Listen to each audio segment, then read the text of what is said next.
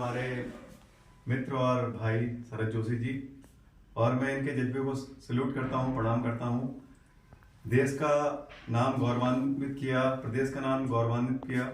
जज्बा होना चाहिए जीवन में नाम कमाने का, पहचान कमाने का। और रवि जी हमारे साथ और सत्य प्रकाश जी हैं।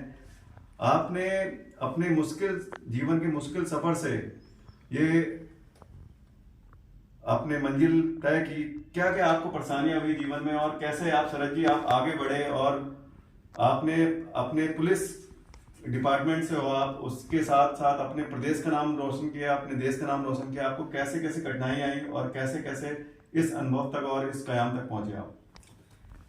आपका बहुत बहुत धन्यवाद सर्वप्रथम कि आपने ये सम्मान दिया। मैं कठिनाइयाँ तो पार्ट है, कठिनाइयाँ आपके जीवन का एक हिस्सा है। अगर सुबह है तो शाम भी है, वैसे ही अगर आपके जीवन में कठिनाई आ रही है तो वो जीवन का पार्ट है।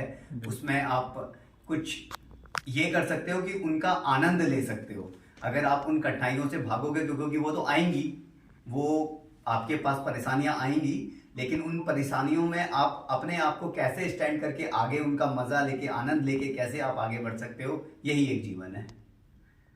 बिल्कुल बिल्कुल, आपने बताया कि कठिनाइयां जीवन का पार्ट है और हमें इनसे लड़ना है और जीवन में आगे बढ़ना है। इसके साथ मैं रवि जी से पूछना चाहूंगा कि आप गोल्ड लेके आए हो देश के लिए और प्रदेश के लिए, आपको कैसा लगा और कैसा अनुभव हुआ आपको? ये हमारे शरद जी गोल्ड लेके आए हैं, आप ब्रॉन्ज लेके आए हैं और सत्य प्रकाश जी हैं, तो आपको कैसा लगा उस मैदान में? आप जब हमारे देश के नाम को रोशन कर रहे थे, हमारे प्रदेश के नाम को रोशन कर रहे थे, तो आपने एक ठान रखा था कि हमें अपने प्रदेश के लिए, अपने देश के लिए गोल्ड लाना है, ब्रॉन्ज लाना है, सिल्वर लाना है। तो आपको कैसा लगा? एक्सपेक्ट कुछ और किए थे, लेकिन रुक कहीं और गए। जैसे ब्रॉन्ज पे रुक गए, सोचा कुछ और था, हुआ कुछ और, बट कोई नहीं, सीखने को बहुत कुछ मिला वहां से हमें। जैसे कि अभी कितनी मेहनत और करनी है आगे बढ़ने के लिए। यही है सर, थोड़ा अभी डाउन गए हैं, लेकिन आगे हम इससे अच्छा ट्राई करेंगे, कोशिश करेंगे कि अगली बार गोल्ड रहे। Thank you so much. बाकी आप सबको सपोर्ट चाहिए। बिल्कुल, आपने रवि जी ने कहा जैसे चुनौतियां जीवन में लगी रहती हैं। इंसान जिस इंसान के जीवन में चुनौती आती है वो संघर्ष करते हुए आगे बढ़ता है।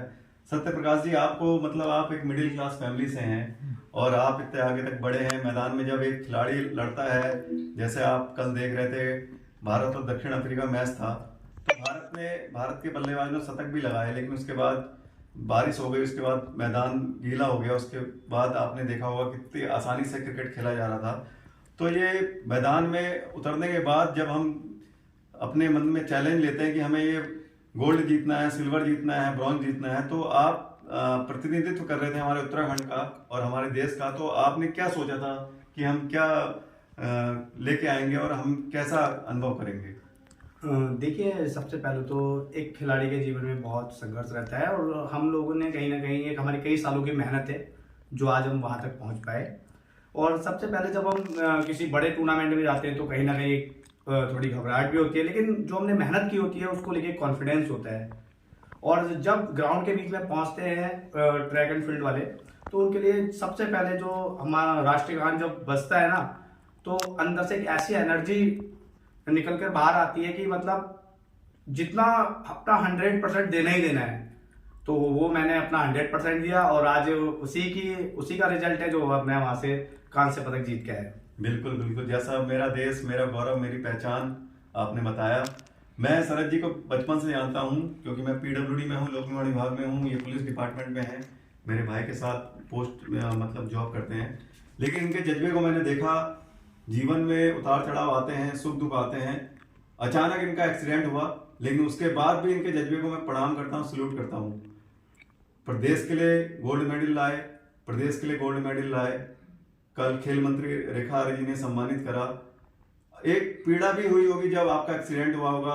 इंसान सोचता है कि आज हमारे साथ ऐसा हो गया, आगे हम क्या करेंगे, नौकरी कैसे करेंगे, क्योंकि मैं भी एक सरकारी कर्मचारी हूँ, मैं भी एक सरकारी सेवक हूँ। लेकिन उसके बाद भी आपने एक जज्बा रखा खेलने का, जो आपका हुनर था। आप कराटे भी जानते हैं, कमांडो भी जानते हैं और